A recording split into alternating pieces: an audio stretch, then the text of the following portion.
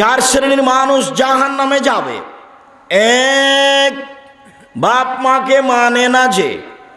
দুই, জুয়া খেলে যে। তিন, খোটা দেয় যে। চার, নিয়মিত নেশাদার দ্রব্য পান করে যে। মনে থাকবে না মনে হয়? বাড়ি যেতে যেতে দুইটা খুঁজে পাবেন, আর নাই খুঁজে। আচ্ছা, একটা থাকলেই হলো, বাপ মাকে মানে না যে, আর একটা নেশাদার দ্রব্য পান করে যে। দুইটা হলো, আর দুটা বলেন তো দেখি। খোটা দেওয়া, জুয়া খেলে যে। বাড়ি যেতে যেতে আশা করা যায় ভুলবে না, মুখের উপরে থেকে যাবে। আমি এ কথা বলিনি, এ কথা মোহাম্মদ সাল্লাল্লাহু আলাইহি সাল্লাম বলেছেন। এ কথা তিনি আজ থেকে নিয়ে 1450 বছর পূর্বে বলেছেন।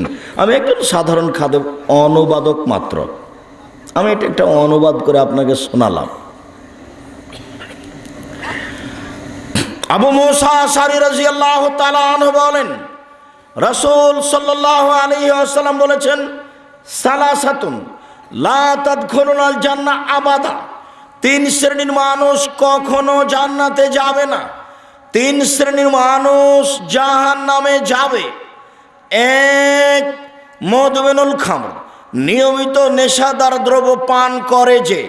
দুই, অরাজলাতু মিনান নিসায়ে, পুরুষের বেশধারী নারী যে। যে পুরুষের পোশাক পরে, পুরুষের জুতা স্যান্ডেল পরে, পুরুষের শার্ট প্যান্ট পরে, মাথার চুল ছোট করে, এইসব নারী জান্নাতে যাবে না। তাহাজ্জুদ পড়লেও হবে না, হজ করলেও হবে না। তিন, অদায়ুস আল্লাযী ইউকিরু ফি আহলিল খাবাসা, যে তার বাড়িতে বেহায়াইর সুযোগ দিয়েছে, সে হলো দায়ুস।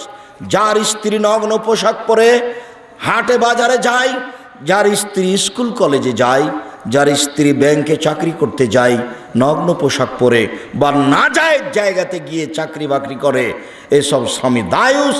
হজ করলেও হবে না, তাহাজ্জুদ পড়লেও হবে না। আল্লাহর নবী বলেছেন, কখনো নহে, এরা জান্নাতে যাবে না। এটা আমার কথা নয়, তিনি বলছেন আবাদা, কখনো না। এবার তিনটা মনে থাকবে, এখানে দুটো আছে।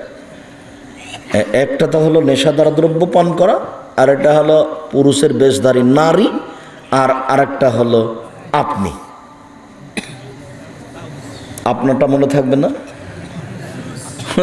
ও চিল্লে গেছে, 3 চিলে লন্ডন গেছে, আর মেয়ে ঢাকা বিশ্ববিদ্যালয়ে পড়ে, আর একজনের সাথে ঘুরে, আর ওর হাতে তাসবি আছে।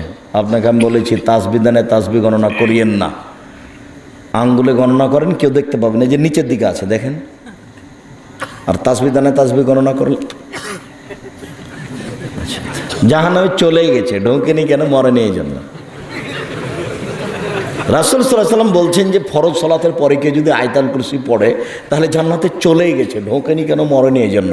তো এই লোকটা জাহান্নামে চলে গেছে মানে, দেখছে না? এ তো লোক দেখানো কাজ করে, লোক দেখলে খালি তাসবি দানাটা এভাবে উল্টায়।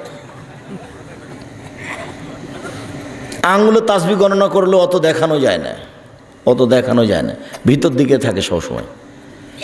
যেটা সুবিধা ওটা তো আপনার জানা আছে। আব্দুর রাজ্জাক সাহেব কতদিন বলেছেন, সুবিধা কি? বিচারের মাঠে কথা বলবে বেশ কিছু জিনিস আপনার পক্ষে। তার একটা হলো আঙ্গুল, যে আঙ্গুলে তাসবি গণনা করছেন, বলবেন যে আঙ্গুল বলবে যে একে জান্নাতে দেন, আমি সাক্ষী দিচ্ছি। আর একটা হলো কোরআন মাজিদ, কোরআন মাজিদ বলবে যে আমাকে পড়েছে, একে জান্নাতে দেন। আর একটা হলো কালো পাথর, যে হজ করতে গিয়ে পাথরে চুমা দেওয়া হয়। যদি টাকা বৈধ হয় আর হজ করেন, তাহলে কালো পাথর খুব বেঁকে বসবে বিচারের মাঠে আপনার পক্ষে। আল্লাহকে বলবে আগে জান্নাতে দেন, তারপরে কোনো কথা। আর ওই সব ছেলে মেয়ে যেগুলো মায়ের পেটে 6 মাসের পরে মারা গেছে, মরা জন্ম নিয়েছে 2 বছর 4 বছর 6 মাস বছর পরে মারা গেছে, এর সব ছোট ছেলে মেয়ে, এগুলো বিচারের মাঠে কঠিনভাবে ঝগড়া লাগিয়ে দিবে আল্লাহর সাথে। আগে জান্নাতে দেন বাপ মাকে, তারপরে কোনো কথা। তর্ক, তুমুল তর্ক বিচারের মাঠে এইসব ছেলেমেয়ের। আপনারা তো 10-12 ভাই বোন ছিলেন, 7-8 জন আছেন, আর 3-4 জন মারা গেছে। আর আপনার ছেলে মেয়েই তো মাত্র 2টা, কয়খান মরে আর কয়খান থাকে। আপনার স্ত্রী আবার বৈঠক করে, ও আবার তাহাজ্জুদ পড়ে, আবার তাসবিহ গণনা করে। আপা আপনার ছেলে মেয়ে কয়টায়? মাত্র 2টা ভাইজান, 2টে ছেলে মেয়ে, 2টায় ঢাকায় থাকে, 2জন ফিরি ওই বৈঠক করে বেড়াই। বৈঠকে বলছে, বুবু 19 বার যদি বিসমিল্লাহ পড়ো বুবু তাহলে জান্নাত হবে, বুখারীতে আছে। বুবু যদি সূরা হামিম 7বার পড়ো, 7 হামিম যদি পড়ো তো জান্নাতে যাওয়া, বুখারীতে আছে। বুবু মাগরিবের পরে যদি 6 রাকাত সালাতুল আওয়াবিন পড়ো বুবু তাহলে জান্নাতে যাবা। আল্লাহুস সামাদ। সালাতুল আওয়াবিন নামাজ হলো 10:30 11টার সময়, সেখানে বুবু নিয়ে এসছে জাল হাদিসকে, মাগরিবের পরে 6 রাকাত সালাত, বুবু বুখারীতে আছে। জি, তার মানে ও তো ধর্মকর্ম, ওর নেতাও দাম দেয় না, ও নিজেও দাম দেয় না, ওর বৈঠক করাই সফলতা।